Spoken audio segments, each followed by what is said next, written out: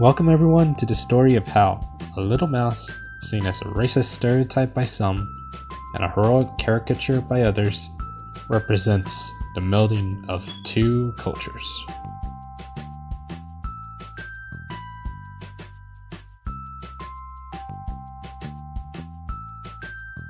Speedy Gonzalez, the fastest mouse of all Mexico, as he'll gladly let you know, first appeared in 1953 in the sketch Cattails for Two. Though admittedly, that sketch had a lot of early installment weirdness, as Speedy's design looked absolutely, to put frankly, ugly. His appearance will, however, get fixed in 1955's sketch aptly named Speedy Gonzalez, where he wears his iconic outfit. No se preocupen, Speedy González se los trae. ¡Yepa, yepa, y arriba, arriba! ¡Ándale, arriba, arriba, yepa! With each new appearance, Speedy grew to be more and more popular, always looking after the little guy, becoming a public figure as a result.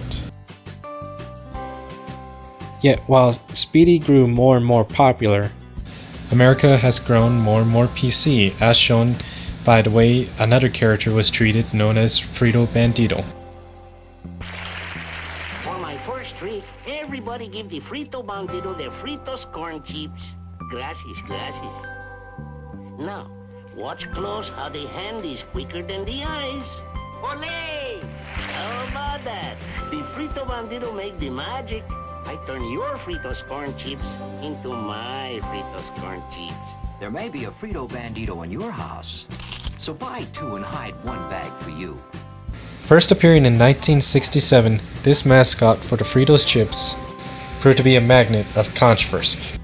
But for the most part, Frito-Lay didn't care about the controversy, as they saw it as a small minority being annoying while everybody else loved the character. The polls proved that, as 85% support the character while only 8% found him to be offensive. And Frito-Lay did try to please the minority by taking away the man's pistols to lowering his huge accent.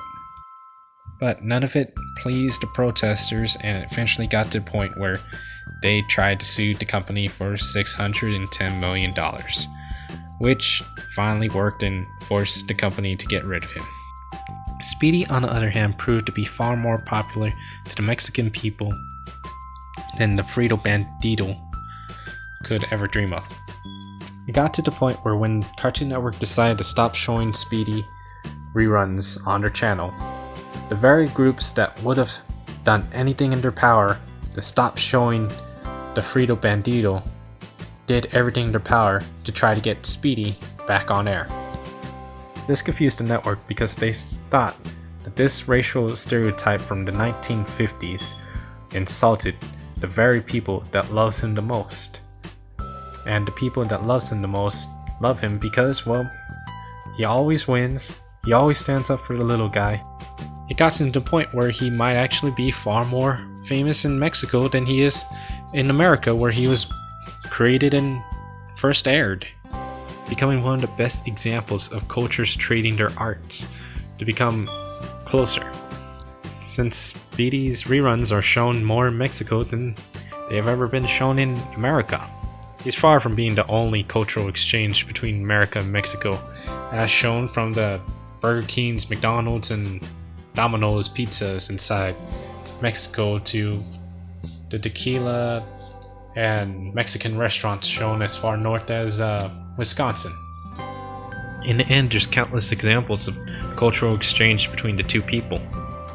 From the countless people that cross the border every day, bringing with them their ideas and beliefs, and the art of exceptional individuals.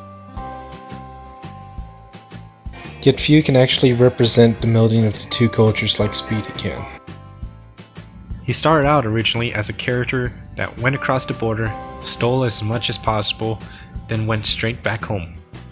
But his most modern appearance in 2014's The Looney Tunes show, he owns his own business, reflecting how we now view immigrants. From people who used to come in and take all our jobs to those who create opportunities for others.